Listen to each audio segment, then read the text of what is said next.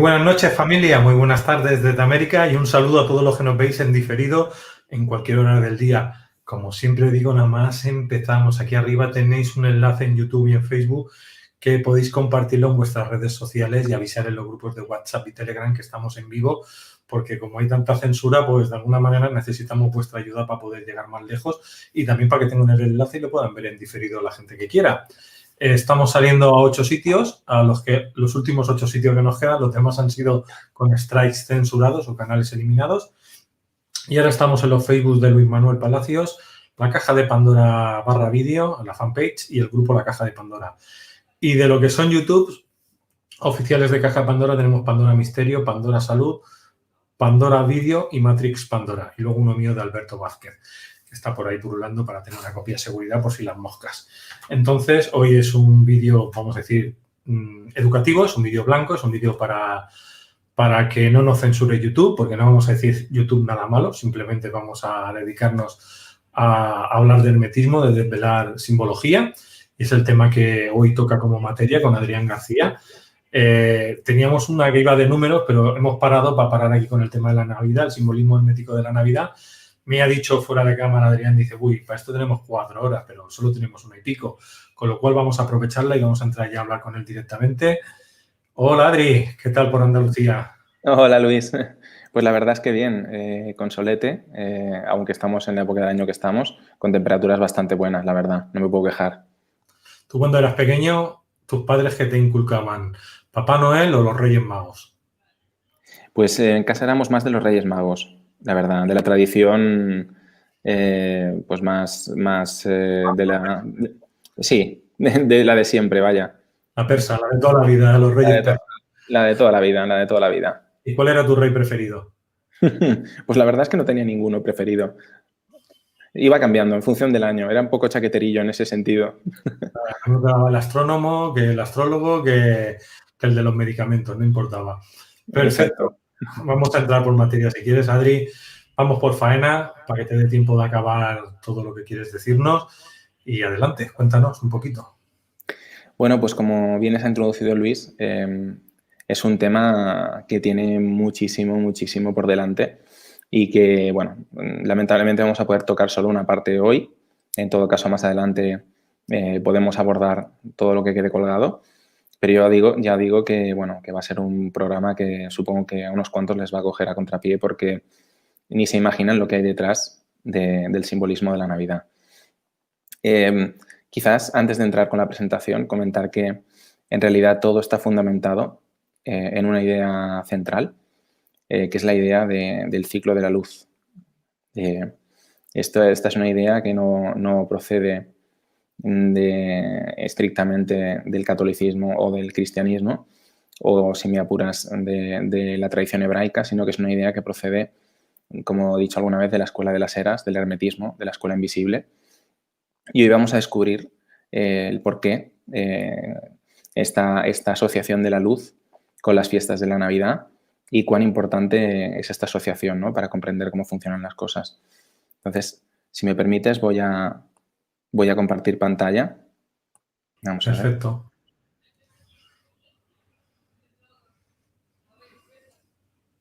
Un momentito, porque parece que mi browser no me ha permitido ahora compartir la pantalla.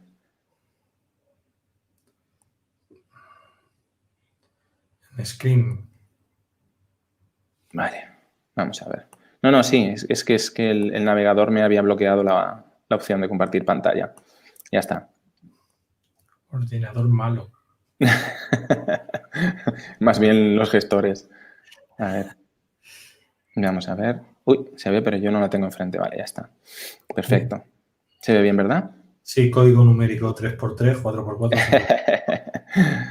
Bueno, pues vamos a empezar hablando de algo que a lo mejor parece que no esté conectado para nada a las fiestas de la Navidad, pero ya veréis que es algo que efectivamente está en el centro de todo ese análisis que vamos a hacer, ¿no? Supongo que a todo el mundo más o menos le suena alguna vez haber escuchado sobre el teorema de Pitágoras.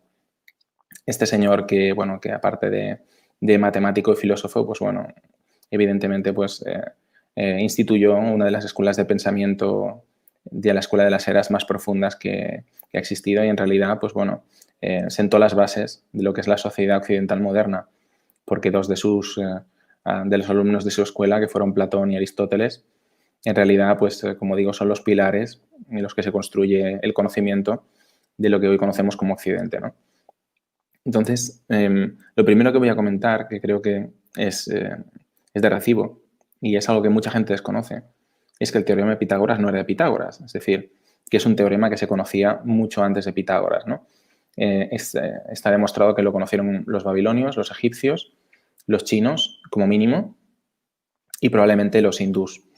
Y bueno, ¿qué es lo que dice este teorema? Pues fijaros, tenemos aquí una figura en el centro, que son 3 cuadraditos que están unidos a un triángulo. Y estos cuadraditos lo que están representando son la longitud de las caras del triángulo, porque podemos ver que está justo enganchados, adyacente. Y lo que dice el teorema es, y lo voy a decir en lenguaje matemático y luego lo voy a explicar en lenguaje común, ¿vale? Para que todo el mundo lo entienda.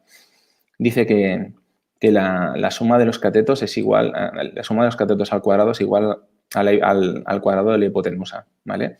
¿Qué significa esto? Muy fácil. Tenemos estos dos lados que les han llamado catetos, no sabemos muy bien por qué le pusieron ese nombre, porque la asociación vulgar es bastante cutre, pero digamos que son los lados.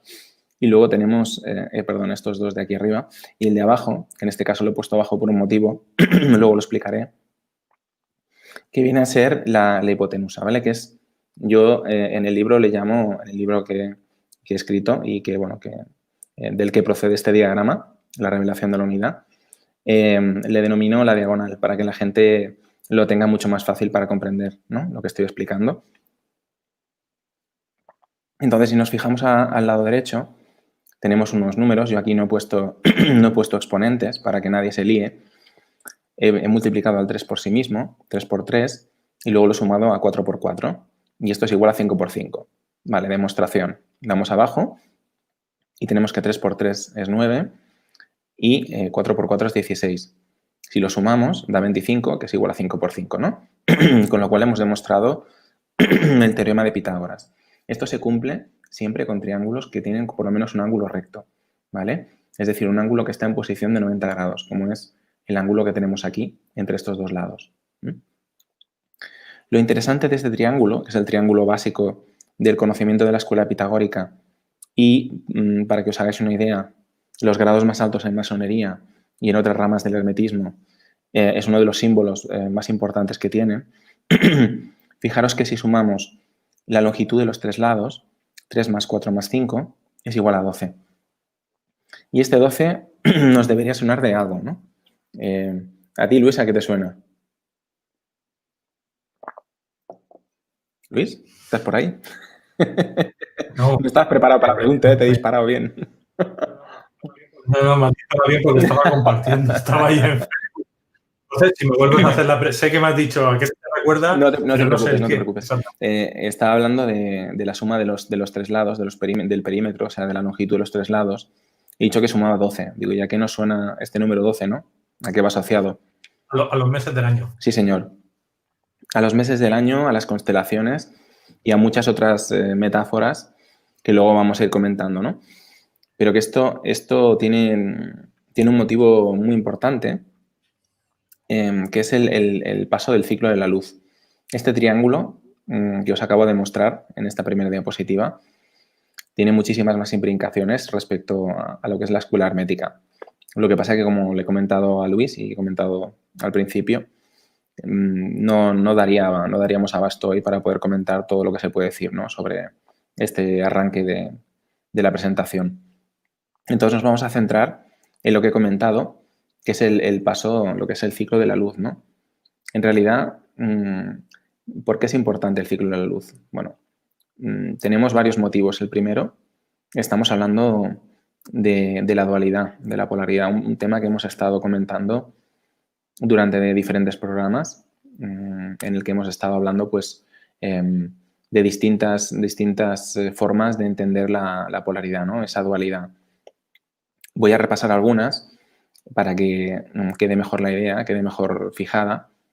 Hemos, por ejemplo, comentado que todas las cosas en el universo tienen un sistema dual y que gracias a ese sistema dual las cosas se mueven, es decir, existen ciclos y bueno, pues digamos que en esa pugna entre ambas polaridades lo que ocurre es que hay como una especie de danza, podríamos llamarlo así, en las que ambas se abrazan y giran al unísono, ¿no?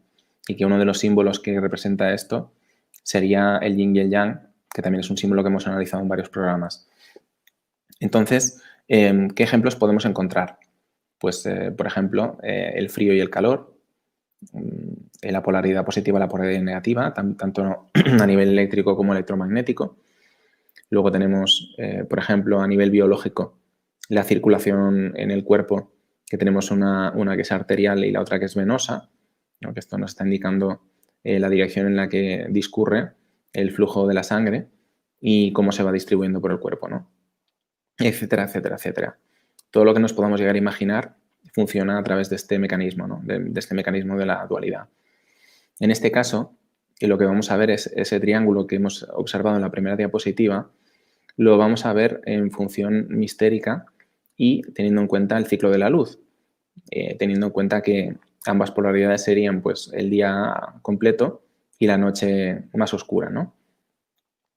Y entonces nos vamos a remontar a Egipto, porque me imagino que muchos de los que nos están viendo ahora o nos van a ver después saben que hay una conexión muy fuerte entre la cultura mistérica de la antigua Grecia, que bueno, que en realidad se llamaba Hélade, que en Grecia se lo pusieron los romanos, pero que el nombre verdadero es Hélade, y lo que es la cultura egipcia, ¿no? Y en este caso, pues bueno, tenemos una tríada de dioses. A la izquierda tenemos a Isis, en el centro, si os fijáis en estas figuritas, tenemos a Osiris, y a la derecha tenemos a Horus, que en este caso está representado en forma de Harpócrates, niño, ¿vale? Entonces, ¿por qué nos interesa esta tríada de dioses? Pues es muy importante porque tenemos una dualidad que está representada por Isis y por Osiris. En este caso, Osiris es la representación del dios solar y el dios de la luz. Si nos fijamos en el triángulo de la izquierda, tenemos ese cuadrado del lado 3, que es la representación de Osiris. A la derecha tenemos, a la derecha del triángulo, tenemos el cuadrado con un número 4, que representa la noche, a Isis. Y a Isis la tenemos representada evidentemente en las tres figurillas, pues a la izquierda, ¿no? Esta que tiene como una especie de tocado arriba con un disco solar. ¿Qué podemos decir sobre esto? Pues en realidad esa dualidad se ha representado en la Escuela de las Eras a través de lo que es también dos conceptos fundamentales, ¿no? Como pueden ser dentro de la historia de las religiones o de la espiritualidad, el bien y el mal, la espiritualidad y lo terreno, ¿no? En este caso, pues evidentemente la representación de lo espiritual vendría digamos, erigida por Osiris, y Isis sería el estandarte de lo terrenal, de todo aquello que está oculto, ¿no? De todo aquello que nos hace sentir lo que tocamos y, bueno, pues que nos introduce en lo que los hindúes llaman maya, ¿no? La ilusión. Y abajo, en medio de los dos cuadrados, tenemos un tercer cuadrado, en este caso del lado 5, y fijaros que hay un sol naciente y ese cuadrado es el que pertenece a Horus, que es la figura que tenemos a la derecha, ¿no? Que es el hijo de Isis y de Osiris. Bueno, ¿qué es lo que nos está explicando todo esto? Pues nos está explicando cuál es la esencia de ese ciclo trinitario, que involucra, como he dicho, conceptos fundamentales dentro de la liturgia de las distintas religiones más importantes que conocemos hoy en día en el mundo y de las enseñanzas de la escuela de las eras, de la escuela hermética, tanto en Egipto como en otros lugares, que es que a través de esa dualidad se genera un tercer ser, que es un ser que podríamos decir representando la Trinidad, que es Horus, que es una mezcla perfecta de ambos conceptos, de ambas polaridades, ¿no? En realidad, un poquito el ciclo sería el siguiente. Tenemos a Osiris como dios de la luz, que está formado, Dios benévolo, que poco a poco, digamos que va avanzando en edad hasta que llega un punto en el que se va agotando y de repente la que pasa a llevar la batuta es Isis, ¿no? En este punto, digamos que cuando ya desaparece prácticamente la luz o cuando la luz está en su punto más bajo, digamos que se produce la muerte de Osiris, ¿no? Y entonces, en ese punto, precisamente, de máxima oscuridad, es cuando se está gestando Horus, que es el hijo de ambos. Y pasados 3 días de máxima oscuridad, Horus nace y estamos celebrando la fiesta de la Natividad. No sé si os suena el cuento, ¿no? Pero es que en realidad esto es lo que venimos celebrando en el cristianismo desde hace más de 2000 años. Es decir, que no es una historia que se inventarán la religión cristiana, sino que es algo que viene legado de distintas versiones de lo que son las religiones de la antigüedad y de las escuelas mistéricas, ¿no? Luego vamos a ver otras influencias que han marcado pues esta metáfora, esta alegoría, pero lo que es importante es entender cómo funciona, ¿no? Cómo funciona este ciclo de la luz. Digamos que cuando llegamos al solsticio de invierno, se producen esos 3 días de máxima oscuridad, ¿no? Que son el 21, 22 y 23. Después ya llega el 24, que es el día en que celebramos la Nochebuena, porque automáticamente al día siguiente van a empezar a crecer los días, ¿no? En este caso, pues, sería el nacimiento de Cristo, que es lo que celebramos, y pues en la cultura egipcia sería, como digo, el nacimiento de Horus, ¿no? Horus nacería, inicialmente, pues, evidentemente la luz todavía tiene la partida perdida respecto a las tinieblas, pero a medida que avanza el año y se va retirando el invierno, llega la primavera, y con la primavera se vuelve a despertar la vida. Entonces, la luz está asociada al ciclo de la vida. Es como el influjo de las mareas. Cuando la luz llega, la vida despierta. Y cuando, digamos que prospera. Y cuando la luz se retira, la vida se va marchitando, ¿no? Aquí hay un pero que es importante, que es que cuando se está gestando la vida, es cuando estamos en el momento de máxima oscuridad, ¿no?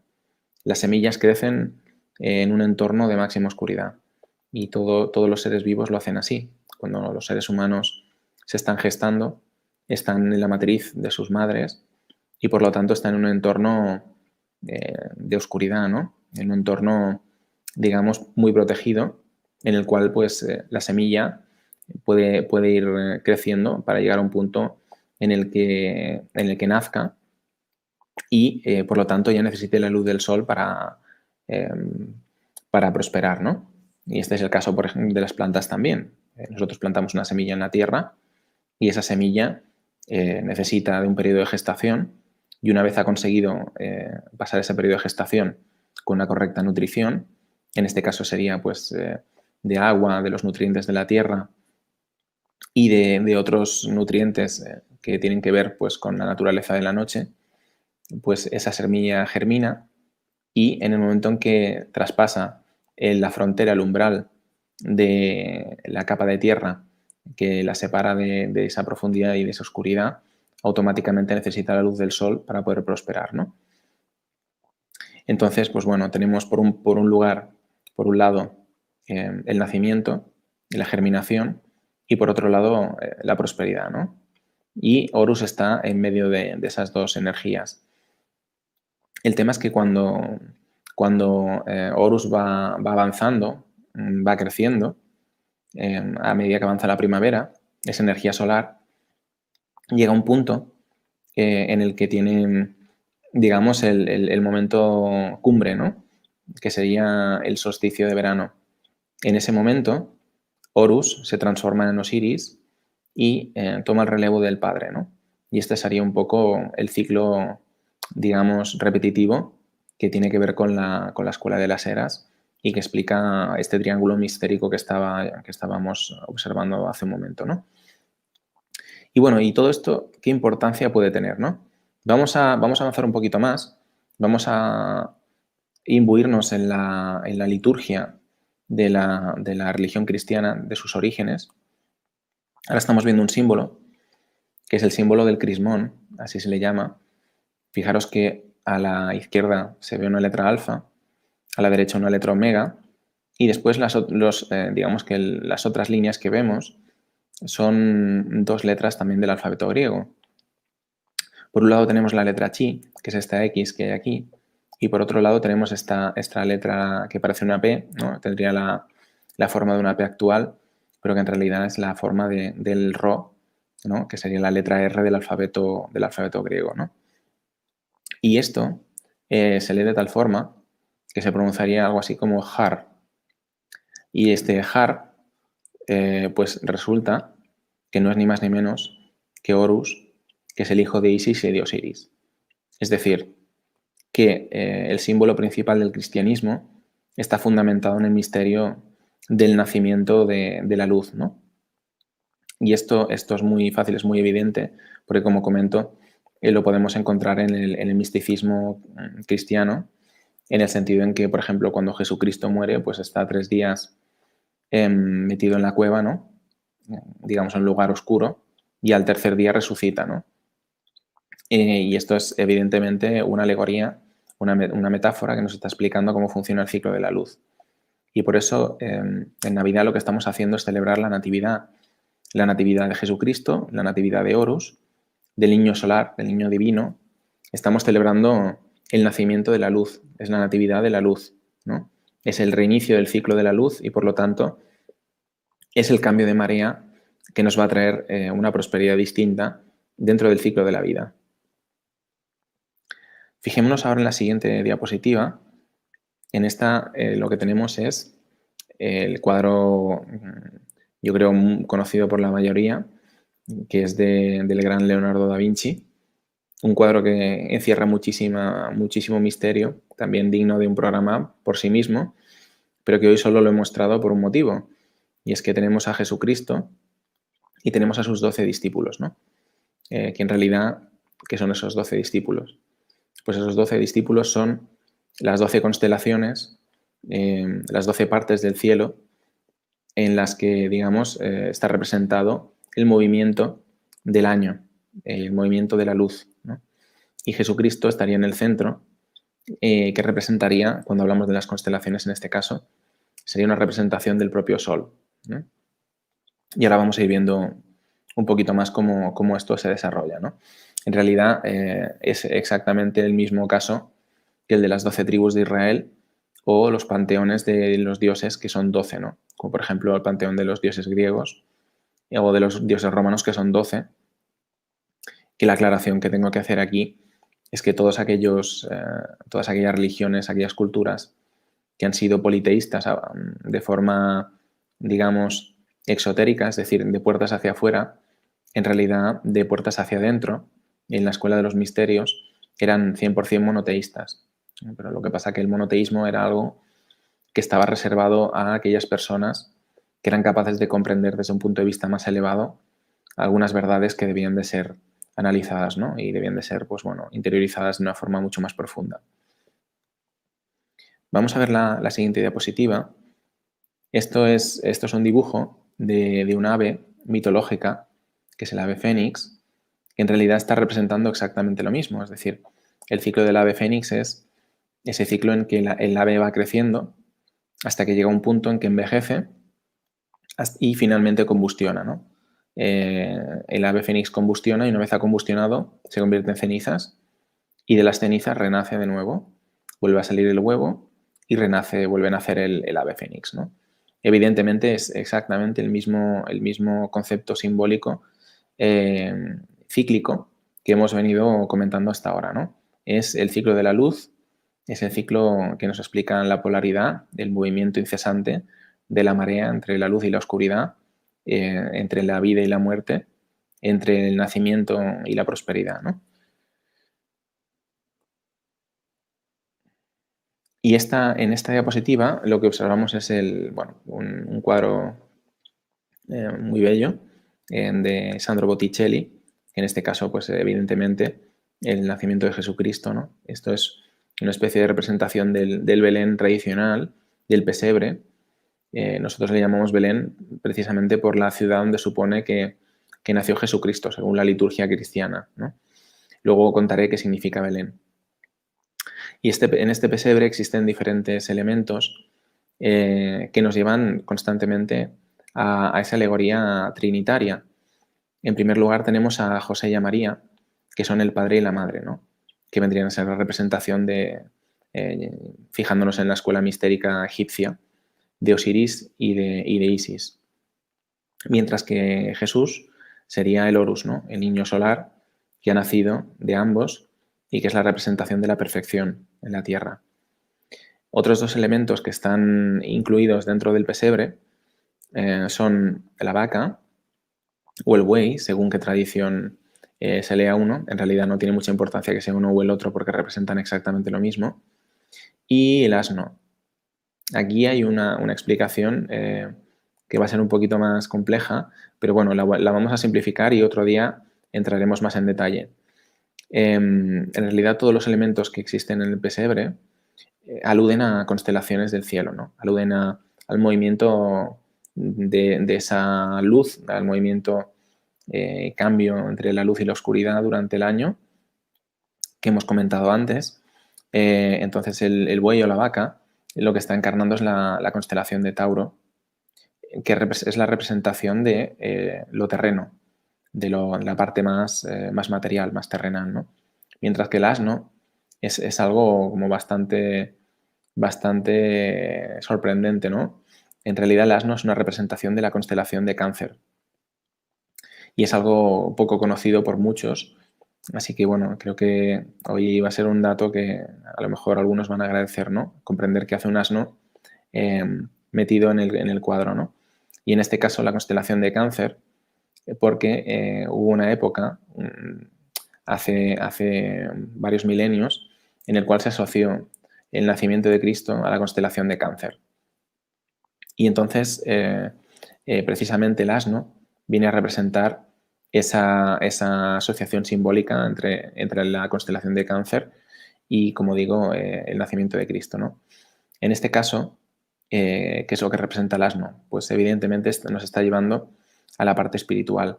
Mientras que, como he dicho, la constelación de Tauro, el buey o la vaca, nos está llevando a la parte terrenal del cuadro, ¿no? Es una alegoría exactamente igual a la de José y María. Por una parte, el padre siempre es la representación del espíritu, el hombre, y la mujer siempre es más la representación de lo terreno, ¿no? De alguna forma el hombre es el portador de la semilla espiritual y la mujer es la portadora de la vida, es la que hace que esa semilla espiritual quede arraigada en el mundo, ¿no? Y de ahí viene todo ese simbolismo relacionado con esa dualidad, ¿no? Caso de hombre-mujer. Y antes he comentado algo que es importante, que es el propio nombre de la ciudad donde supuestamente nació Jesucristo, Belén, que en árabe se dice Beit Lam, que significa la casa de la carne, es decir, donde él se encarnó, ¿no? Y en hebreo sería Beit Lehem, que vendría a significar la casa del pan. El pan es un elemento litúrgico, el trigo, el pan, es un elemento que procede de la antigua Sumeria, donde ya el trigo se consideraba la forma, digamos, simbólica, alegórica, de hablar de la parte terrena, ¿no? Del espíritu, mientras que la vid, el vino, se consideraba una alegoría de la parte espiritual. Entonces, si estamos llamando a Betlehem la casa del pan, significa que es el lugar terreno donde aterriza esa semilla espiritual, ¿no? Así que es un nombre, bueno, como veis, no hay puntada sin hilo, todo está muy bien pensado y todas aquellas pequeñas cosas que parecen aleatorias o que nos han parecido quizás, digámoslo así, absurdas, ¿no? durante nuestra infancia o nuestra adultez, pues resulta que tienen un sentido, ¿no? Dentro del orden de las cosas. Otro de los detalles importantes son los pastores que van hacia ese pesebre a conocer a Jesucristo. ¿Y por qué esos pastores van a conocer a Jesucristo? Pues porque a Jesucristo se lo ha denominado como el carnero de Dios, ¿no? Como el cordero de Dios, perdón. El cordero de Dios. Y eso ahora veremos de dónde procede esa alegoría, que básicamente viene de la escuela mistérica de la India, ¿no? Pero no me puedo quedar sin hablar de los tres reyes magos, ¿no? Evidentemente son una reiteración de ese aspecto trinitario que impregna todo lo que es la naturaleza del pesebre, ¿no?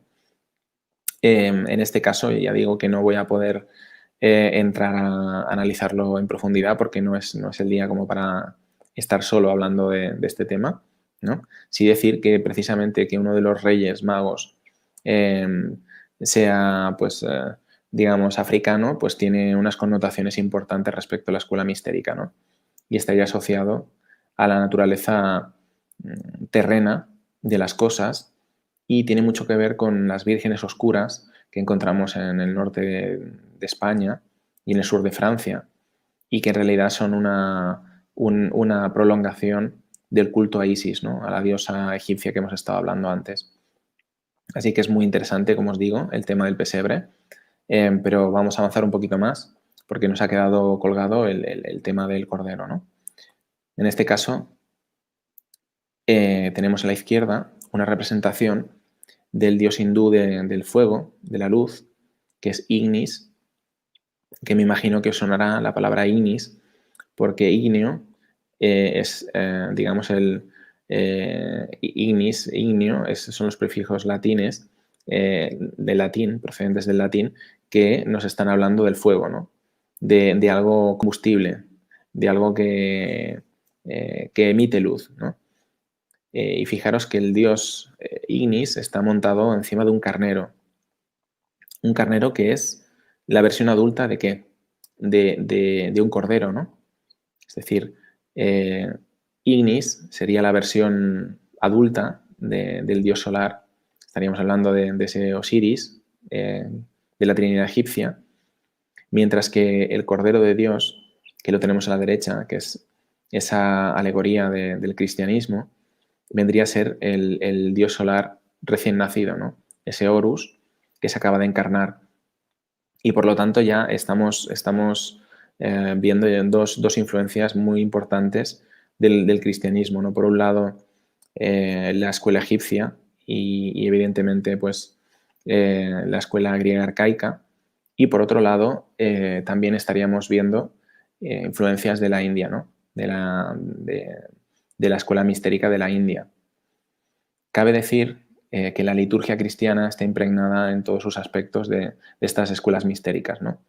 Por eso cuando vamos a la iglesia y se realiza la liturgia de la comunión, en la cual tomamos el cuerpo de Cristo y la sangre de Cristo, como decía antes, el trigo o el pan, representado por la hostia, y por otro lado estamos tomando el vino, que representaría la sangre de Cristo, es decir, el Espíritu, ¿no? Estamos hablando de las dos polaridades y estamos hablando del ciclo de la luz. Estamos en todo momento hablando exactamente de lo mismo, ¿no? Recordemos el símbolo del crismón, ese chirro, símbolo del cristianismo primitivo, que se pronuncia Hor, ¿no? Que sería el nombre de Horus en egipcio. Y por otro lado, hay algo que se dice en las iglesias constantemente y que la gente no es consciente de dónde procede tampoco, ¿no? Cuando se dice amén en cada una de las frases más importantes dentro de la liturgia, al final, lo que estamos haciendo es pronunciar el nombre del dios Amón-Ra, Amón, una de las pronunciaciones del egipcio antiguo, ¿no? Que es amén.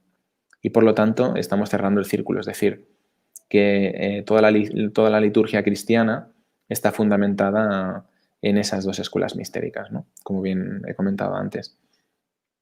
Y ahora vamos a pasar a otro elemento de lo que es la Navidad, que yo creo que es uno de los elementos que más adornan las casas, porque el tema del pesebre creo que se ha perdido bastante, que es el árbol de Navidad. ¿Y qué significa ese árbol de Navidad, no? En realidad, ese árbol de Navidad es una representación de otro hito mistérico que hemos estado comentando en otros programas, que es el árbol de la vida. A la derecha tenemos el árbol de la vida de la cultura hebrea, ¿no? Que nos está explicando a través de esas 10 séfiras, de esos 10 números, de esas 10 manifestaciones, cómo funciona, cómo refleja la energía divina en el mundo y cómo se puede conocer la forma de funcionar adecuada a través del estudio de esas emanaciones, ¿no? Así que en realidad, cuando estamos viendo un árbol de Navidad, en lo que estamos representando precisamente es esa conexión de la luz, ¿no? Porque en el fondo el árbol de la vida no es ni más ni menos que el descenso de la luz divina, así es como se ha interpretado. Por eso, antes del árbol de la vida está el Ein Sof, que es el infinito, y después está Ein Sof Aur, que es la luz infinita, ¿no? Que es, digamos, la primera emanación de ese infinito, que por tanto es luz y que luego acaba convirtiéndose en estas 10 emanaciones principales que tenemos representadas en el árbol de la vida, ¿no? Así que, bueno, dime. Adrián, una pregunta te iba a hacer yo aquí.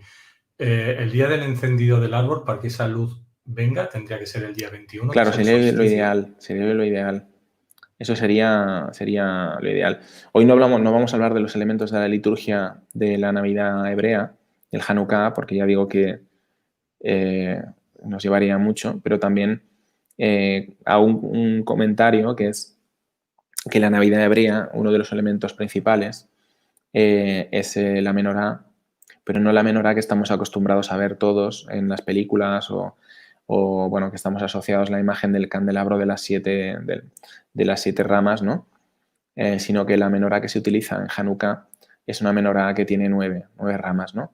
Y eso tiene también una explicación un poco compleja, pero que merece mucho la pena y tiene que ver con ese tránsito de la luz y cómo, bueno, pues cómo entiende la cultura hebrea a nivel mistérico y numérico, matemático, ese paso de la luz, ¿no? Que otro día lo comentaremos, haremos un programa sobre el Hanukkah y comentaremos todos estos elementos que son extremadamente interesantes, ¿no? Si bien, como he dicho en otros programas, la cultura hebrea destaca por su gran capacidad de conservación, digamos, de esa cultura prácticamente inmaculada desde sus inicios, cosa que no se puede decir de otras religiones o otras culturas que se han ido transformando con el paso del tiempo, ¿no? Así que nos ofrece un tesoro de conocimiento muy importante, ¿no? Lo que sí es cierto es que esto que acabo de comentar, el concepto del árbol de la vida, no es un concepto que sea exclusivo de la cultura hebrea. O sea, esto es un concepto que es universal. Y ahora vamos a ver un ejemplo. Yo creo que probablemente algunos se vayan a sorprender. A la izquierda tenemos la representación de Yggdrasil, que es el árbol desde el que parte el puente de conexión, el Bifrost, que conecta a los 9 mundos, según la mitología nórdica, con Asgard, ¿no? Mejor dicho, serían los 8 mundos con Asgard, que es el noveno. Y al final, en la base, tenemos las raíces de donde parte todo, que sería el 10º, ¿no? Que vendría a representar, en este caso, es como tener invertido el diagrama del árbol de la vida que hemos visto en el caso hebreo, ¿no? Bueno, en realidad es la misma metáfora, se mire como se mire, pero lo interesante es que el eje central o lo que se destaca es esa raíz del árbol, ¿no? Que vendría a ser el aterrizaje de toda esa energía en el mundo físico, en el mundo material, ¿no? Pero que en realidad es exactamente lo mismo, es decir, en vez de hablar de las séfiras, estamos hablando de mundos, ¿no? Se habla de Asgard, de Midgard, de Jotunheim, etcétera, etcétera. A la gente le sonarán estos nombres porque la mitología nórdica se ha popularizado últimamente a través de las películas de Marvel, ¿no? A través sobre todo de los Vengadores, de Thor, etcétera, etcétera, donde aparece reiteradamente este mundo mitológico de la cultura nórdica, ¿no? y donde pues realmente pues hay precisamente una de las películas que es donde se produce todo el fenómeno que estaba explicando del paso de la luz, ¿no? Del ciclo de la luz, que en realidad está resumido en esa cultura como lo que llamarían ellos el Ragnarok, ¿no? Que sería, bueno, pues cuando se abre el cielo y, bueno, suceden toda una serie de cosas que transforman para siempre, ¿no? El Asgard. Y en realidad, bueno, en la cultura cristiana lo encontraríamos en el Nuevo Testamento, en el libro de Apocalipsis, ¿no? de San Juan. Ese sería el Ragnarok cristiano, por decirlo de alguna manera, pero en el fondo viene a explicar exactamente lo mismo con metáforas distintas. A la derecha tenemos una representación artística de Odín, que sería el dios padre, es decir, sería la analogía de Osiris, que está siendo sacrificado precisamente en Yggdrasil, ¿no? en el árbol de la vida.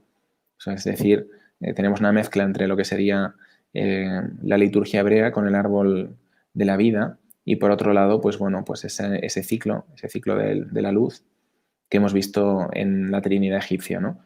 En este caso, pues, como digo, Odín, que es el dios padre, pues es sacrificado, ¿no? O digamos que muere y el trono pasa al hijo, ¿no? Que, bueno, pues como comentaba, si habéis visto las películas de Marvel, lo digo porque es una buena referencia para comprender, ¿no? Y si las revisáis después de este programa, las de Thor, sobre todo la que digo, la de Ragnarok, os va a encantar porque vais a entender mucho mejor qué es lo que se está explicando en la película, ¿no? Cuando Thor ocupa el lugar de su padre, ¿no? Si os fijáis, Odín lleva un parche y precisamente en esa película, cuando Thor consigue vencer, al final tiene un coste y es que se queda tuerto, ¿no? Y lleva un parche al final como el padre, ¿no? Es decir, ocupa el lugar de su padre simbólicamente.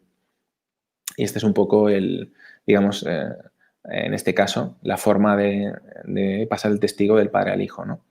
En realidad, el hecho de la ceguera de uno de los ojos no hace más que indicar precisamente digamos, esa naturaleza lumínica de las cosas, ¿no? Es decir, porque los ojos son la puerta, la entrada de la luz a nuestro sistema, ¿no?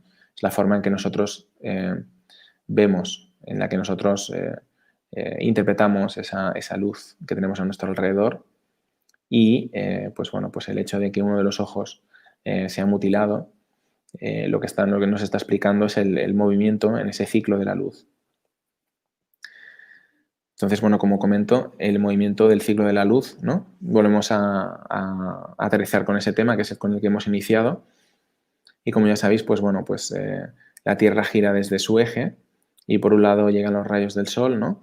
Y bueno, pues en función de cómo va girando, pues se hace de día o de noche y según lo alejados o lo cerca que estemos del Sol, lo que se denomina el afelio o el perihelio, se producen las estaciones del año, ¿no? Y en combinación con este ciclo del día y de la noche, ¿no? En realidad es el mismo ciclo desde un punto de vista micro, desde un punto de vista macro, es decir, es el ciclo de la luz. Lo que pasa que es el ciclo de la luz desde un punto de vista fractal, ¿no? A nivel pequeño, pues estamos viendo el paso del día a la noche y a nivel grande estamos viendo el paso de las estaciones. Si os fijáis, en ningún momento, incluso en la parte más extrema del planeta, no se produce una noche que dure los 365 días del año o un día que dure los 365 días del año, ¿no? Siempre hay una parte del año que tiene que haber luz y una parte del año que tiene que haber más oscuridad que luz, ¿no? Se va extremando en función de hacia dónde nos movemos, pero digamos que es, como decía, es una danza que implica a las dos polaridades, ¿no? Siempre nos lleva a comprender que las dos son necesarias para que se produzca el movimiento. Si quisiéramos eliminar una de las dos, en realidad lo que estaríamos haciendo es mutilar el sistema, ¿no? Entonces, para que exista el bien, tiene que existir el mal. Como decían los maestros de las antiguas escuelas mistéricas de Oriente, el mal no es sino una distorsión del bien. Si avanzamos un poquito más, aquí volvemos otra vez a la escuela mistérica hebrea y vamos a ver algo que yo creo que va a sorprender a muchos, que es la representación geométrica, o una de las representaciones geométricas del nombre del creador en hebreo, que es Yahvé. Fijaros que tenemos aquí el dibujito de las 4 letras. Ahora os explico lo que es cada una. Esta que en la base es Yod, que tiene un valor de 10, que es precisamente la longitud de este trapecio en la parte baja. En la parte de arriba tenemos la letra Bab, que vale 6 y que es la longitud exacta de la cúspide de este trapecio. Y en los laterales tenemos las 2 letras G, que nos están dando esa longitud lateral, ¿no? Que es equivalente, que es de 5.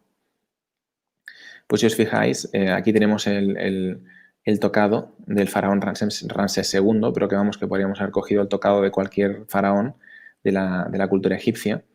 Y como veis, se podría solapar perfecto a esta representación geométrica que acabo de mostrar, ¿no? Bueno, ¿y eso por qué? ¿No? Es como... esto parece como increíble, ¿no? ¿Cómo puede ser que los egipcios estuvieran representando el nombre del dios hebreo, ¿no? Del dios creador hebreo, de Yahvé? Pues es bien simple. Es que, digamos que Egipto recibe una influencia muy fuerte de las culturas semíticas, porque fue conquistado en sus orígenes por la cultura de los hicsos, que es una cultura, como digo, semítica, que procedía del mismo nicho cultural que los fenicios, los cananeos, etcétera, ¿no? Y entonces, bueno, llegó a Egipto y trajo consigo este culto trinitario, que luego vemos representado a través de Osiris, Isis y Horus, y que, bueno, que dentro de sus misterios más profundos, que evidentemente pues, no han trascendido, pues podemos encontrar cosas como joyas como esta, ¿no? Y para que veáis que no es algo aislado, sino que es algo conocido en distintos lugares, bueno, primero voy a mostrar otra imagen en este caso de Osiris. Fijémonos que tienen las manos cercanas la una a la otra, pero la parte alta de su torso junto con los brazos está precisamente formando esa figura trapezoidal que hemos visto en el tocado del faraón, ¿no? Esto que viene a representar, pues que básicamente nos está diciendo, ¿no? Que es el conocimiento de los dioses y que efectivamente los faraones eran los custodios de ese conocimiento, ¿no? Y por eso llevaban ese tocado. En las escuelas mistéricas occidentales, los faraones de la actualidad, que son las familias reales, esto digamos que lo representan a través del orbe, ¿no? De ese orbe que llevan en la mano, que es una esfera que lleva una cruz encima y que, bueno, que tiene, como digo, tiene mucho que ver con lo que estamos comentando hoy. Al final de la presentación explicaré el porqué. Bueno, seguimos adelante. Esto es un ejemplo cuádruple de distintas culturas. En la parte baja tenemos un instrumento que es el más antiguo del planeta, conocido, que procede de la antigua Babilonia. Y es un instrumento de cuerda que, como podéis ver, tiene forma trapezoidal. Y en el centro, digamos que la apertura de la caja de resonancia, podemos encontrar un símbolo, que también es un símbolo de la escuela hermética muy conocido, que es la semilla de la vida, ¿no? Que es un símbolo que después daría lugar a ese otro símbolo que conoce mucha gente, que es el de la flor de la vida, ¿no? Y que, bueno, básicamente, pues evidentemente cuando aparece el uno es una representación del otro y viceversa. Así que, como podemos ver, pues tenemos un instrumento musical que, como he comentado en alguna otra presentación, el sonido es la base del aterrizaje energético de esa vibración, alta vibración en nuestro universo físico, acompañado de 2 símbolos que nos están evocando la divinidad, ¿no? Por un lado, el trapecio, que nos está recordando a esa figura geométrica que alude al creador, y por otro lado, esas semillas de la vida que están aludiendo a esa geometría sagrada, ¿no? A esa geometría divina, que tiene mucho que ver con el ciclo de la luz, ¿no? Mucho con el ciclo de la luz y con un proceso que está anclado al antiguo Egipto. Y aquí lo dejo para aquellos que quieran seguir investigando, que muchos ya me comprenderán lo que estoy diciendo. Arriba a la izquierda tenemos un monje budista que si os fijáis está sentado en la posición típica del loto, ¿no? ¿Por qué se le llama la posición del loto? Pues precisamente se le llama la posición del loto porque la alegoría oriental de esa flor de la vida que hemos comentado antes es precisamente la flor de loto. Y en realidad, si miráramos desde arriba a ese monje budista, estaríamos viendo precisamente esa figura trapezoidal que hemos observado hace varias diapositivas y que acabamos de ver en este instrumento musical, ¿no? A la derecha tenemos un sacerdote babilonio que está con las manos entrecruzadas y básicamente está formando otra vez ese trapecio, como hemos observado en el caso del dios Osiris. Y a la derecha tenemos un guerrero maya, un sacerdote guerrero maya, que si os fijáis los brazos, en este caso se tendría que observar desde arriba, es un poco como el caso de la posición del loto, pero estamos obteniendo exactamente la misma figura, ¿no? La figura del trapezoide, ¿no? Es decir, ¿eso qué quiere decir? Eso significa que esas proporciones, esas medidas, no son únicas y exclusivas de la cultura hebrea. Por eso yo decía que sí, que la cultura hebrea ha conservado muy bien esa tradición mística, afortunadamente, para que luego podamos extrapolarla al resto de culturas del planeta, pero que en realidad es un legado que procede de todas y cada una de las religiones y de las culturas que existen en el mundo. Y ese es el regalo, ¿no? Ese es el regalo. Ese ciclo de la luz, esa geometría, esa alegoría al creador que tenemos inscrita alrededor y no nos habíamos dado cuenta, ¿no? Es decir, cuando estamos meditando en la posición del loto, lo que estamos haciendo es una exhortación directa al creador entendido desde la escuela hindú, desde la escuela budista y entendido también desde la escuela hebrea y desde las otras tradiciones, ¿no? O sea que bastante sorprendente. En la siguiente imagen nos encontramos con un faraón que fue Ajenatón, que fue un faraón muy controvertido porque él aludió a lo que he comentado antes, que es el monoteísmo, ¿no? Dentro de una cultura que era totalmente politeísta, que adoraba ni más ni menos que a 42 dioses distintos, como mínimo, de repente aparece un faraón que dice que hay que adorar a un solo Dios único, ¿no? Y verdadero. Y bueno, precisamente a Ajenatón se lo conoce como el faraón hereje, ¿no? Porque rompió con toda la tradición mística de Egipto y fue castigado porque una vez murió, pues eliminaron gran parte de los monumentos y de toda la liturgia que él había creado alrededor de esa figura del dios único, de ese Atón, ¿no? Que era ni más ni menos que una representación del dios solar. Y fijaros que justo debajo de la figura de Ajenatón, debajo del asiento de Ajenatón, hay una representación simbólica de ese trapezoide que hemos comentado antes, ¿no? Y en la parte superior, pues tenemos evidentemente el disco solar, que viene a ser representación de lo mismo, ¿no? En esta figura hay muchísimas más cosas. Yo os invito a que todo lo que estoy comentando hoy lo tenéis muchísimo más ampliado, descrito y infinitamente mejor desarrollado en el libro que he publicado recientemente, que es La revelación de la unidad, y en el que revelo pues, precisamente esto que estoy comentando ahora mismo, ¿no? Que todas las tradiciones del mundo, que todas las culturas mistéricas, las religiones y las culturas ancestrales apuntan a un conocimiento de una cultura raíz, ¿no?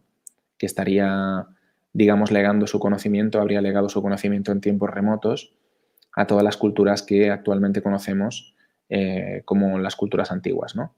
Pero que en realidad, si aceptáramos esto, probablemente pasarían de ser el pasado remoto a ser la historia contemporánea, ¿no? Pero bueno, eso es motivo de otro programa. Sigamos adelante. En este caso vamos a analizar, esto es una imagen de una Biblia, de una Biblia antigua, que es el libro de Kells. Y fijaros, esto es, digamos, es una liturgia a Cristo, a Jesucristo. Es como algo así como el nacimiento de Jesucristo, pero alegórico, ¿no? Y fijaros que la parte superior de este cuadro es precisamente ese trapezoide, y no una vez, sino varias, porque tenemos la forma de, digamos, de lo que es el propio cuadro, del propio dibujo, del marco, y los ángeles que están flotando encima de Jesucristo, que tienen exactamente esa misma forma trapezoidal, ¿no? Que la dibujan con sus alas y sus cabezas. En la parte baja, de donde sale Jesucristo, que tiene ese halo, que evidentemente no es ni más ni menos que una alegoría de ese disco solar, de esa naturaleza ígnea, de esa luz, ¿no?, espiritual, y está saliendo de otra geometría que también tiene precisamente esa forma trapezoidal, ¿no?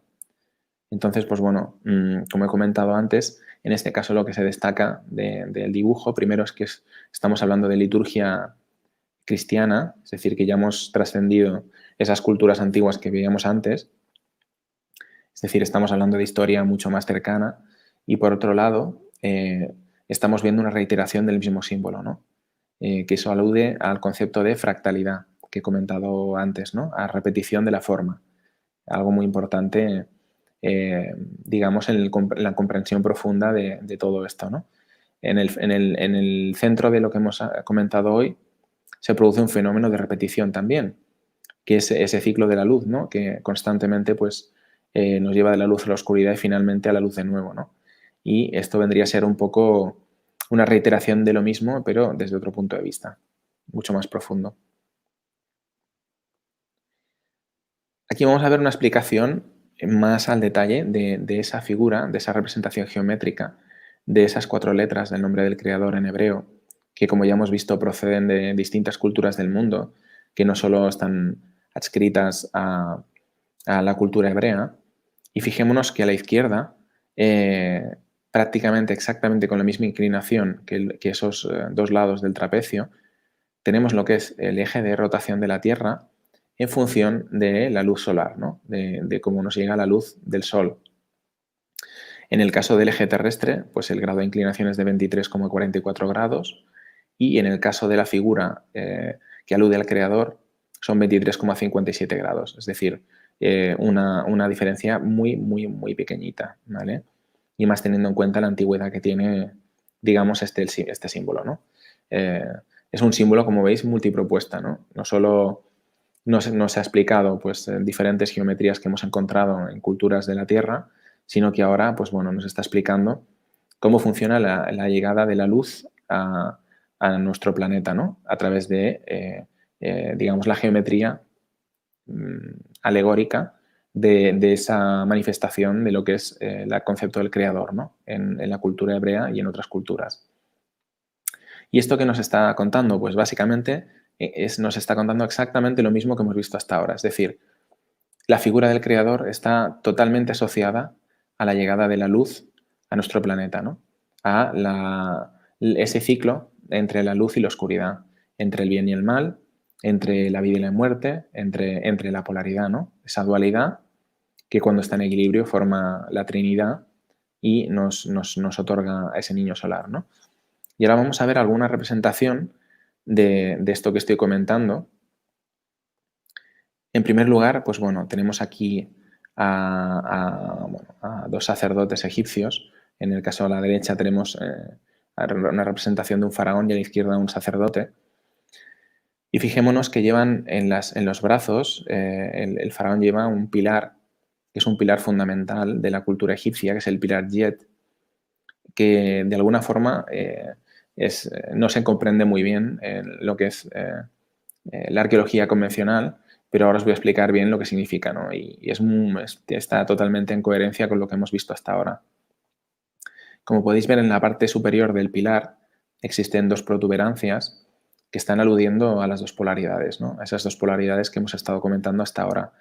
Y sin embargo, esta figura está separada por 4 niveles distintos, que en realidad son los cuatro principios, esas 4 letras, esos 4 lados del trapecio que representa al logos, ¿no?, que representa al creador, a esa figura litúrgica que hemos estado viendo en las distintas culturas del mundo, ¿no? ¿Por qué he replicado la forma, digamos, esta imagen a la derecha? Si os fijáis, la he puesto en blanco y negro y mucho más clarita. Pues porque aquí, un poquito más a la derecha, ahora veréis que lo voy a mover, tengo precisamente replicada esa inclinación del eje terrestre en función de la luz solar. Eso que hemos visto, que aparece también en lo que es ese trapecio que representa al creador, y lo voy a superponer al pilar jet. ¿Veis? Aquí suceden dos cosas. Como podéis observar, evidentemente coincide el grado de inclinación, es decir, que ese pilar nos está hablando precisamente de ese ciclo de la luz, de esa naturaleza dual del creador, ¿no? De la creación. Y por otro lado, fijaros que la línea opuesta, la del otro lado, está justamente secante a lo que es el disco solar en esta representación, ¿no? de la cultura egipcia. Es decir, tenemos una representación, en este caso, reverberada, como hemos visto en la imagen del libro de Kells, ¿no? de esa liturgia cristiana. Vuelvo para atrás para que lo volvamos a ver.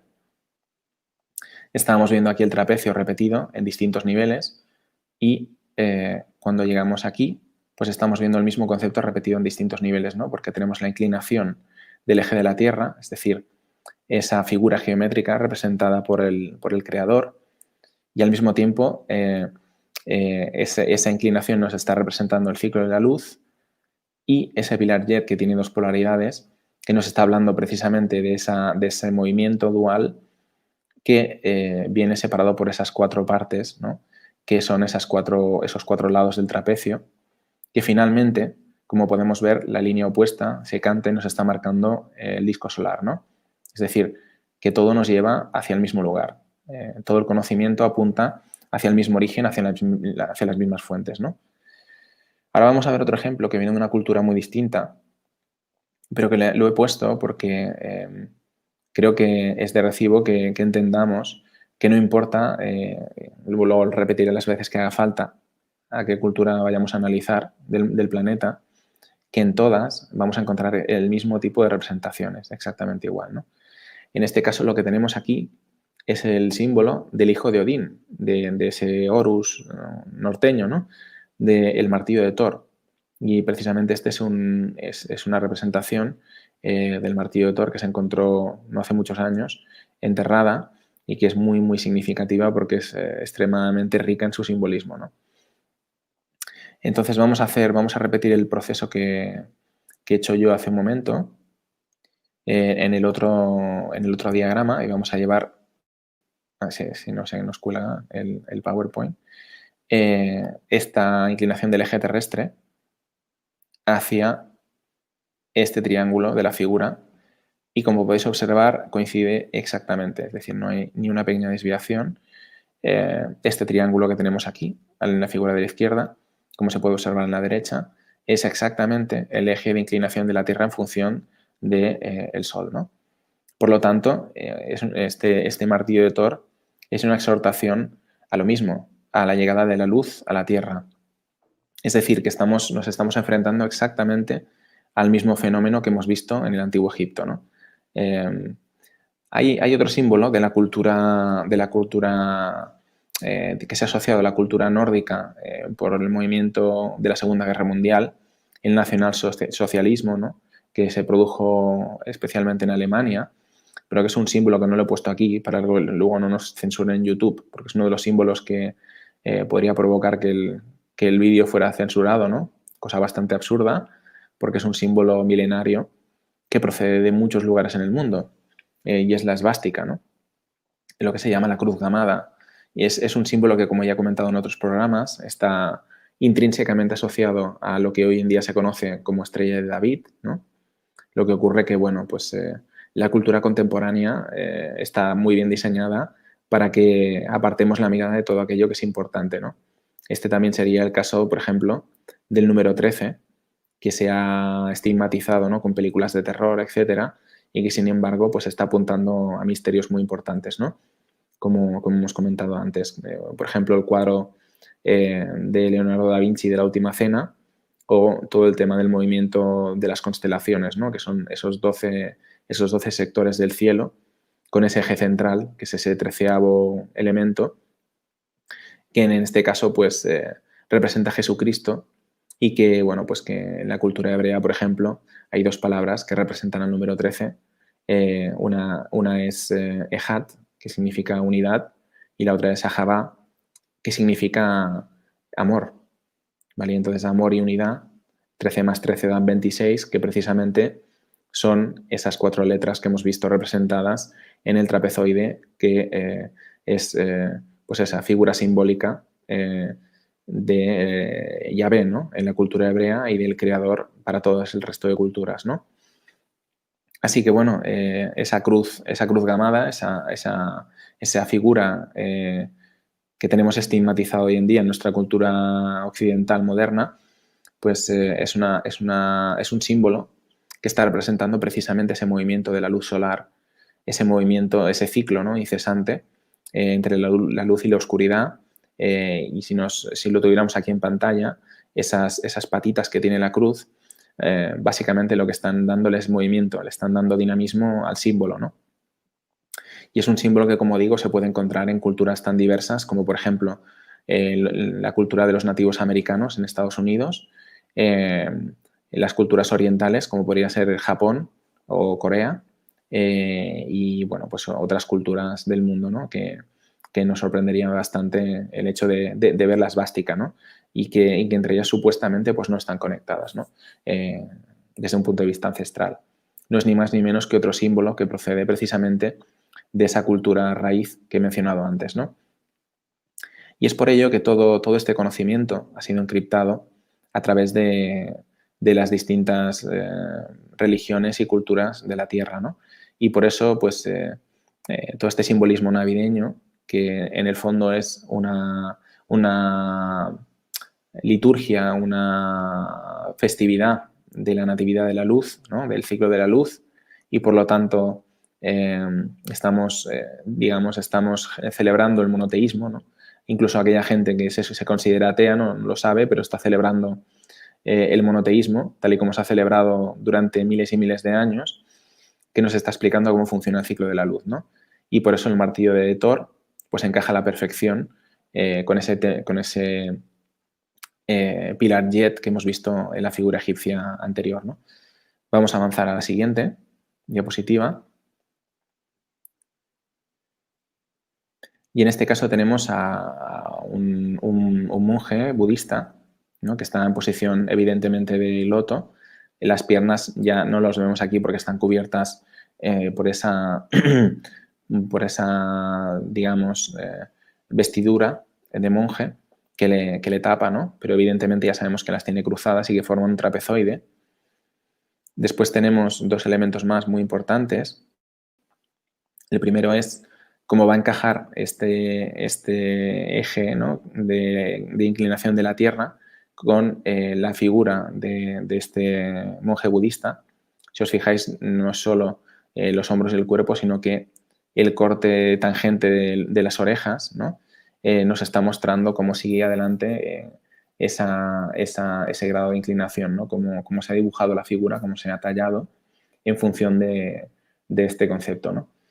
Si yo arrastro esta apertura, esta inclinación, y lo llevo a la cabeza, podemos ver claramente que las orejas también están perfectamente alineadas con ese ángulo de llegada de la luz a la Tierra, ¿no? Además es muy simbólico porque, evidentemente, como os he comentado antes, el sonido es una de las formas de llegada de esa energía reverberante a nuestro plano de existencia, ¿no? Y precisamente lo han querido representar así con los oídos, porque es de alguna forma, ¿no? Digamos, la copa invertida, ¿no? En este caso, es el que recibe esa luz, ¿no? En vez de emitirla, y entonces, pues bueno, pues esos oídos están escuchando precisamente esa naturaleza divina desde un punto de vista distinto, ¿no? Luego hay un tercer elemento, que es la mano del monje, la mano derecha del monje, y si os fijáis está haciendo un símbolo típico de la cultura budista y de la cultura hindú también, digamos en la cultura yógica se utiliza mucho, que es un mudra. Un mudra es un símbolo digamos, es una posición de los dedos de la mano que sirven para conectar distintas partes del cuerpo, en este caso evidentemente los dedos, que son algunos de los lugares del cuerpo que tienen más terminaciones nerviosas, ¿no? Entonces, ¿qué ocurre? Que al tener tantas terminaciones nerviosas, pues evidentemente están generando una energía electromagnética muy superior a otros lugares, ¿no? de nuestro cuerpo. Y como todo lo que es arriba es abajo, ya lo sabéis, me imagino, lo que existe en las manos es una proyección del cuerpo completo, lo mismo que ocurre en los pies y otros lugares del mismo cuerpo, ¿no? Entonces, cuando ejecutamos un mudra, como el que está haciendo en este momento esta estatua, ¿no? del sacerdote, lo que estamos haciendo es conectar distintas partes de nuestra fisionomía para que funcionen de una forma diferente, ¿no? a la que funcionan habitualmente. En este caso, el mudra que utiliza es un mudra muy común que sirve para conectarse a la divinidad, a lo divino, ¿no? Si nos fijamos, hay otro detalle importante en ese mudra, lo mismo que ocurre con la posición del loto, que es que tenemos 3 dedos que están, digamos, sueltos, y esto está indicando lo que hemos comentado hasta ahora, que es la representación trinitaria de las cosas, y los otros 2 dedos están cerrados en forma circular. Y esa forma circular está aludiendo precisamente al disco solar, a esa naturaleza espiritual que en esencia es trinitaria, ¿vale? Es dual, pero en el fondo al final es trinitaria siempre, ¿no? Porque de la dualidad emerge de forma indefectible la Trinidad. Así que muy interesante la figura del santo budista, ¿no? Vista desde este punto de vista. Fijaros si da de sí la Navidad hasta ahora. Vamos a analizar la siguiente, que este es bueno, lo que muchos conocen como calendario maya, que en realidad es un calendario azteca, ¿no? Esta es la piedra solar azteca. Y bueno, nos vamos a fijar que ocurre exactamente lo mismo que con las otras figuras que hemos visto antes. Vamos a ver si lo puedo mover. Vamos a ver estas líneas que tenemos aquí. No sé si se puede apreciar, pero tenemos aquí estos especie de cuadraditos, ¿no? Que están como inclinados y coinciden exactamente, tanto los de arriba como los de abajo, con el eje de inclinación de la Tierra respecto al Sol, ¿no? Tanto si la vemos hacia un lado como hacia otro, ¿no? Porque estos serían 23,5 grados positivos, así se denomina matemáticamente hablando, y esto, respecto al eje, serían 23,5 grados negativos, ¿no? Y en la parte de arriba tenemos lo mismo, pero bueno, invertido. Y si os fijáis, es exactamente esa inclinación de estos cuadraditos que forman el eje central del disco solar, que es el protagonista precisamente de ese calendario, de esa piedra del sol, ¿no? Que es el nombre que tiene. O sea, eso quiere decir que hasta ahora, bueno, hemos estado en Egipto, hemos estado en la India, hemos estado ahora mismo en América, ¿no? En Latinoamérica. Y como os he comentado, pues bueno, esa esvástica, que también, bueno, pues hubiera sido interesante poderla poner en el vídeo, pero que como digo, forma parte de la gran censura de la historia verdadera del mundo, pues no lo hemos podido poner, pero que es uno de los símbolos de las tribus de los nativos americanos, ¿no? De Norteamérica. Así que bueno, que todo procede del mismo origen, que eso es lo importante, ¿no? Ese es el resumen de lo que hemos estado comentando hasta ahora. Ahora vamos a ver otra figura, también tremenda, ¿no? Que yo creo que forma parte de lo que tenemos metido en la retina muchos cuando pensamos en la antigua Babilonia o Sumeria, que es Ishtar, bueno, en este caso Inanna, así es como se llamaba originalmente, que es digamos, la representación de Isis, en realidad es la señora de la noche, ¿no? Hay un detalle que nos indica claramente que es así, que es que primeramente está, digamos, montada a lomos de 2 leones. El león, como muchos debéis saber, es la representación del Sol dentro de lo que es las distintas constelaciones, signos del zodíaco, y dentro de lo que es la escuela de las eras, del hermetismo, pues el león siempre ha sido una representación del astro solar, ¿no? Entonces ella, como buena ama de la noche, ¿no? Tiene a sus pies a los leones. Y a su izquierda y derecha tiene a esos búhos que en realidad pues son un símbolo mistérico que lo que nos está indicando primero es que estamos viendo una simbología que pertenece, como decía, a la noche, ¿no? Que pertenece a la parte más terrena de las cosas. Pero por otro lado, nos indica que al mismo tiempo nos lleva a aquello más elevado, ¿no? Es por ello que los leones están en la base de la figura y esas aves, que en realidad son una representación de otra constelación de las principales, que se conocen como tal, que es la constelación de Escorpio, que en su, digamos, en su manifestación más elevada, está representada la mayoría de los casos por un águila, pero que también se representa con otros tipos de ave, ¿no? Esa misma representación la tendríamos en el caso de las alas que tiene Inanna, ¿no? Bueno, pues tendríamos otras dos constelaciones representadas, que sería la constelación de Tauro, representada por la feminidad. La mujer está asociada a lo material, como he comentado antes, y también a la constelación de Tauro, ¿no? Y finalmente, el hecho de que tenga una parte humana, esta figura, está asociada a la constelación de Acuario, ¿no? Y esas 4 constelaciones, como ya he comentado en otros programas, son una representación de los 4 elementos, de las 4 partes de ese Dios creador, ¿no? De ese Yahvé que hemos visto antes. Y ahora vamos a comprobar cómo esto que estoy comentando encaja perfectamente con el ángulo de inclinación de la Tierra respecto al Sol, que en el fondo es una reiteración de la misma simbología.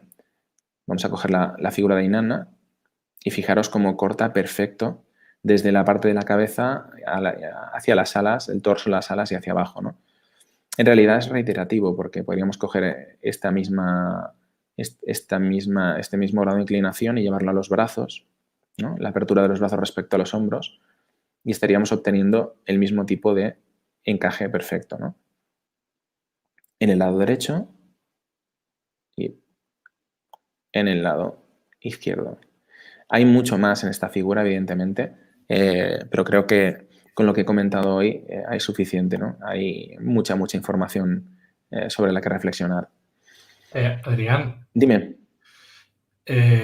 yo esto lo estoy comprendiendo, toda esta simbología, este hermetismo, pero ¿estas figuras son arquetípicas, no son reales, o sí fueron reales? ¿O solamente se trazaron para decir esto herméticamente y no son reales las figuras? Mira, esa es una muy buena pregunta, Luis, porque resulta que la historia tiene muchos matices. Es decir, yo no podría afirmar que estas figuras no han existido, ¿vale? Porque evidentemente lo que estamos entendiendo con lo que estoy mostrando hoy es que ha existido culturas, ¿no? Ancestrales que tenían un grado de conocimiento científico bastante alto.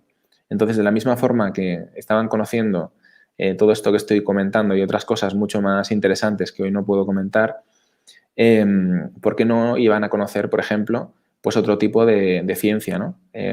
Como por ejemplo la de la modificación genética, etcétera, ¿no? Al final, lo interesante que tiene la historia, si uno coge, por ejemplo, y se lee un libro tan antiguo y tan popular como la Biblia, es que tiene historias que son 100% metafóricas, mezcladas con historias que son reales, contadas de forma que encajen perfectamente con esa historia que queremos contar, ¿no? Es decir, es como ocurre hoy en día, ¿no? Mucha desinformación para que aquellos que no sepan lo que están viendo, pues lo van a interpretar de forma completamente errónea, ¿no? Es decir, la realidad queda mezclada con la alegoría y con el arquetipo que tú comentabas. Entonces, ¿dónde empieza el arquetipo y dónde acaba la realidad, ¿no? O al revés. Pues no está claro. No está claro, y si yo sinceramente cuanto más averiguo, más me doy cuenta de que la historia tal y como nos la han contado, pues bueno, no tiene absolutamente nada que ver con lo que realmente ha podido ser, ¿no? Así que dejo la cuestión en el aire y, bueno, pues evidentemente estas figuras podrían haber sido perfectamente figuras tal cual, pues ¿por qué no, no? De la misma forma que yo no me hubiera imaginado nunca, hace unos años, pues lo que estoy mostrando hoy en día, me parecería absolutamente increíble, pues bueno, pues a lo mejor la ciencia que tenemos que redescubrir es una ciencia que nos va a parecer como ciencia ficción, ¿no? Y ahí lo ligo a lo que tú preguntabas. Voy a dar un traguito de agua porque llevo casi 1 hora y media Ahora ya acabo casi, porque sé que se nos acaba la hora y media. Mira, estamos llegando al final. Y bueno, aquí quería mostrar otra cosa que procede de nuestra cultura occidental y que, bueno, sabéis que antes ya he mostrado un cuadro de él, de Leonardo da Vinci, pero en este caso estoy mostrando lo que se denomina el hombre de Vitruvio, que en el fondo es una representación múltiple, reiterada, de ese creador que he estado comentando desde el comienzo, ¿no? Y como decía, pues todos aquellos que compréis, que tengáis el libro La revelación de la unidad, el libro que he publicado recientemente, pues bueno, vais a poder analizar mucho más concienzudamente, ¿no? Pero voy a realizar aquí un análisis por encima para que nos quedéis con la miel en los labios. Vamos a mover de nuevo nuestra representación del eje terrestre y, como podéis ver, coincide perfectamente con la separación de las piernas del hombre de Vitruvio. Y si yo ahora cojo esta representación y la roto 90 grados, lo llevo a la parte superior del dibujo y, como podéis ver, coincide perfectamente con la apertura de los brazos, ¿no? Es decir, el hombre de Vitruvio es un arquetipo de la representación del ser humano como semilla de los mismos principios que los del creador, ¿no? Que también lo he comentado en otros programas, ¿no? Que en realidad estamos hechos a imagen y semejanza, ¿no? Y por ello hay dos figuras detrás del hombre de Vitruvio, un cuadrado y una circunferencia, que en realidad, si las viéramos en 3 dimensiones, nos estarían aludiendo al cubo y la esfera que he comentado en otros programas, que son precisamente las dos figuras que digamos que enlazan matemáticamente esas 3 proporciones de las que siempre hablo, que son el número pi, la proporción áurea y el número e, y las cuales pues, son una manifestación múltiple, trinitaria, de esa naturaleza divina que hemos estado comentando hoy, que está fundamentada en digamos, el ciclo de la luz, ¿no? Que es así como se entendía esa manifestación divina, ¿no? Y ya para acabar, he puesto una imagen que es muy, muy importante de algo que está sucediendo estos días, que es la conjunción entre Júpiter y Saturno, que mitológicamente, pues bueno, Saturno sería, en la mitología griega, sería Cronos, ¿no? Que es el padre de los dioses, y Júpiter, pues sería Zeus, que sería pues el dios mayor de ese panteón de dioses griegos, de Hélade, ¿no? Que sería hijo de Cronos, pero que en realidad nos están mostrando dos naturalezas opuestas que han entrado en conjunción y justamente han ido a hacerlo en el solsticio de invierno, es decir, justamente cuando vamos a celebrar la Natividad de la Luz, es decir, cuando los augurios hablan del nacimiento de Jesucristo, ¿no? O del nacimiento de el portador de la luz. Entonces, esto no es evidentemente una casualidad, como ya sabéis, eso no existe. Eso nos está hablando de la entrada en una nueva era.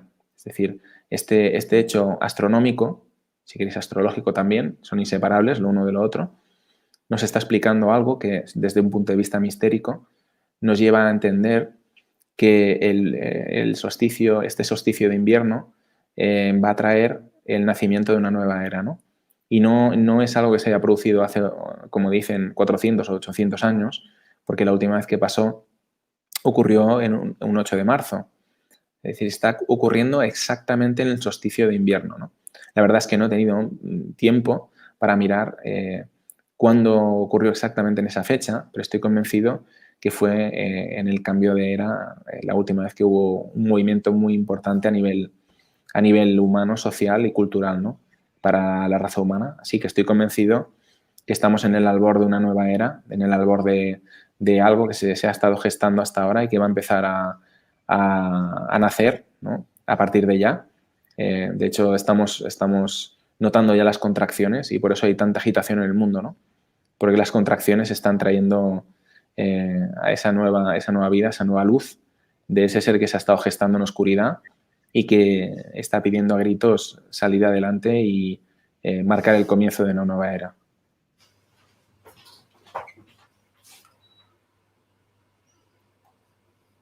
Acuario. Entonces, para ti, estas Navidades es algo positivo. Totalmente, Luis, totalmente. Como ya he dicho en otros programas, y esto se tiene que entender desde el buen contexto, yo como persona humana estoy sufriendo igual que muchos otros, pues todas las incidencias que estamos viendo ahora mismo a nivel social. Es decir, no soy inmune, no soy impenetrable. Si estoy caminando por esta tierra es porque sufro y disfruto como el resto, ¿no? Al final, lo que está pasando es que para que algo nuevo nazca, antes tiene que morir algo, ¿no? Y eso es lo que estamos viendo. Estamos viendo los estertores de algo que se acaba y estamos empezando a ver a través de esos estertores también las contracciones de lo que viene, de ese nuevo nacimiento. También se ha quedado algo al aire, San Nicolás, Papá Noel. Totalmente. Como he dicho, esto era un programa que daba para 4 horas por lo menos, porque además podríamos haber analizado otras culturas. San Nicolás, bueno, que es un invento también de la cultura moderna, ¿no? De la industria del consumo, pero que en el fondo de San Nicolás a Santa Claus hay un salto bastante gordo, ¿no? Porque San Nicolás se celebraba el 5 de diciembre y no el 25, como es el caso actual, ¿no? Y no tenía nada que ver esa figura con el hombrecillo vestido de rojo que hoy en día nos vende la Coca-Cola y compañía, ¿no? Así que, bueno, quizás no me he centrado mucho en ese tema básicamente por eso, ¿no? Porque es un constructo de la sociedad contemporánea que aunque es muy artificial, tengo que decir que tiene algunos elementos mistéricos. Porque San Nicolás, como veis, está representado por ese hombre mayor de la barba blanca que nos está hablando precisamente de ese declive, ¿no? del dios solar que está a punto de dejar su lugar, ¿no? a esa nueva luz, ¿no?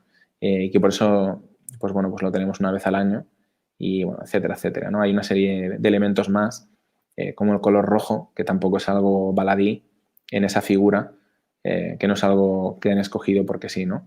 El color rojo pues muy significativo y tiene que ver también con todo ese ciclo de la luz. Pero San Nicolás, que venía de la parte de Anatolia, Turquía, en un principio vestía como un monje. Correcto. Tradicional. Correcto. Y luego lo pusieron de verde y luego lo pusieron de rojo, ¿no? O sea, lo han ido manipulando al pobre señor desde la época de Constantinopla aquí. O sea, es decir, totalmente, no... totalmente. Por eso no lo he querido aumentar porque, como digo, es algo muy artificial, ¿no? En cambio, por ejemplo, cosas como la natividad de la luz, o sea, el nacimiento de Cristo, el pesebre o el árbol de Navidad son tradiciones que conservan de forma muy pura toda esa cultura mistérica, esa cultura hermética, ¿no?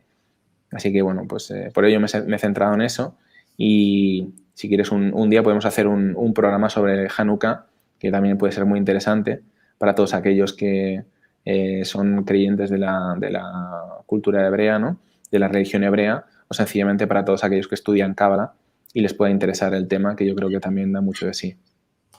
¿Cuándo es la Hanukkah?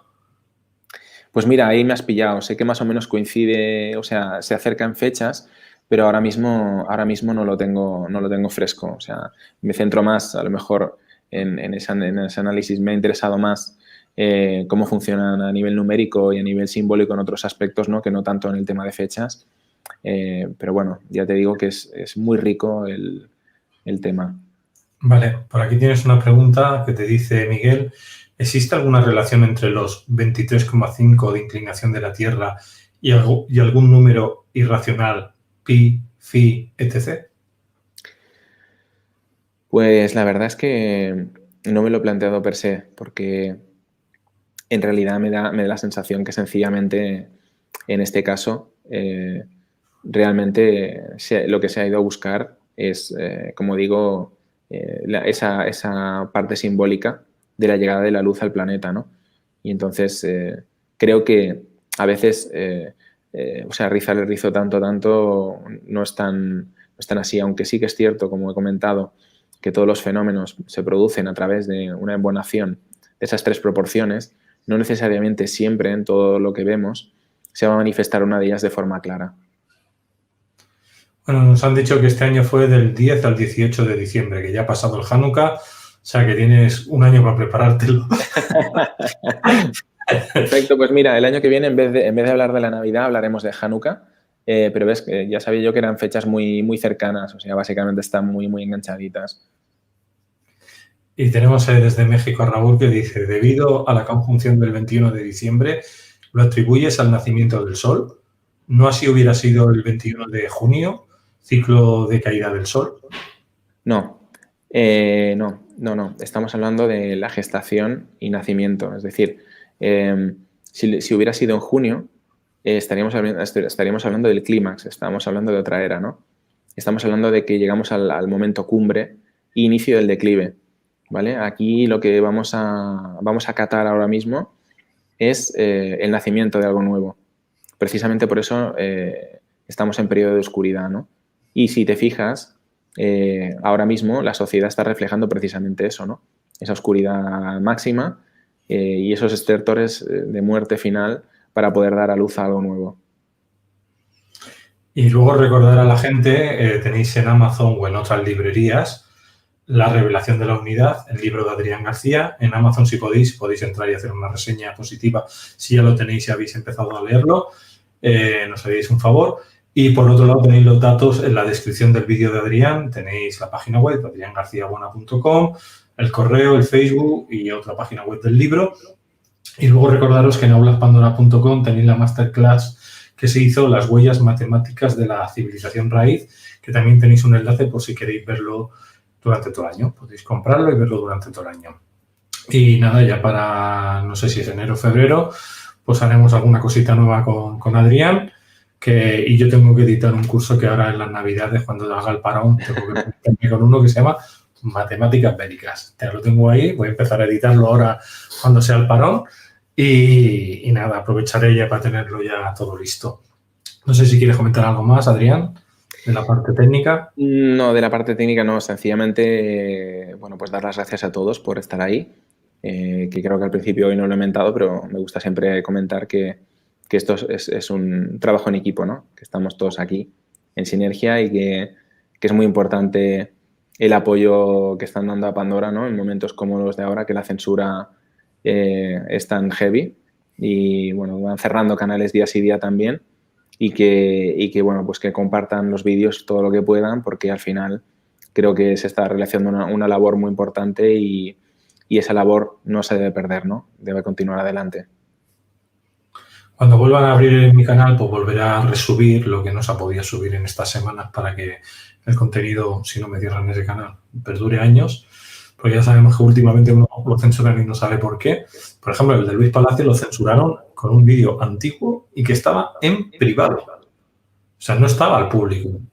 Entonces yo ya no sé, yo ya lo he recurrido diciendo, a ver, ¿estáis locos o qué? Como si no existiera el vídeo, ¿por qué me denuncias? La censura es así. No puedo estar un vídeo de que lleva 11 o 12 años, mirar vídeo por vídeo, me volvería loco. O sea, es imposible. Porque ya no sé lo que es censura y lo que no es censura, porque a veces te censuran cosas que no tienen censura.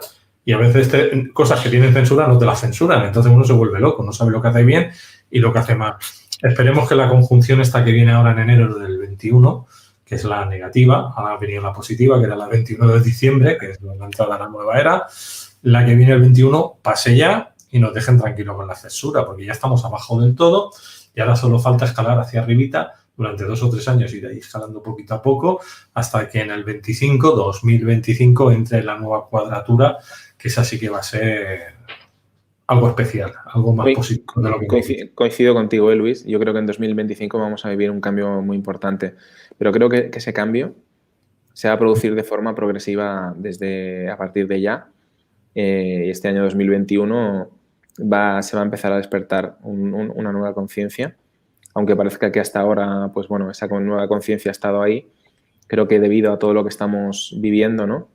En estos últimos tiempos, pues va a haber una reacción quizás mucho más importante de lo que hasta ahora nos podemos imaginar o creíamos que podía ocurrir. Al final, como decía antes, una polaridad lleva a la otra, es decir, cuanta más oscuridad, más energía potencial en la luz, ¿no? En el lado de la luz. Y eso lo que nos dice es que esa basculación se va a producir en los próximos años o va a empezar a producirse. Poquito a poco. Lo que siempre decimos aquí en Caja de Pandora, te tienes que empoderar, tener el sistema inmune, si algo no te gusta lo pones en cuarentena, lee muchos libros, haz muchas formaciones, porque tienes que estar preparado para que no te limiten, no te engañen, no adores a nadie como un dios, sino ponlo todo en cuarentena hasta que realmente puedas comprender y entender el material en el cual pues está hecho, por ejemplo, el vídeo de hoy, ¿no? O sea, yo espero que lo veáis 2 y 3 veces hasta que empecéis a asimilar un poquito, porque cuando los vídeos son de hermetismo, a veces tienen diferentes lecturas y a veces el cerebro necesita como diferentes capas para poder ir absorbiendo ese material.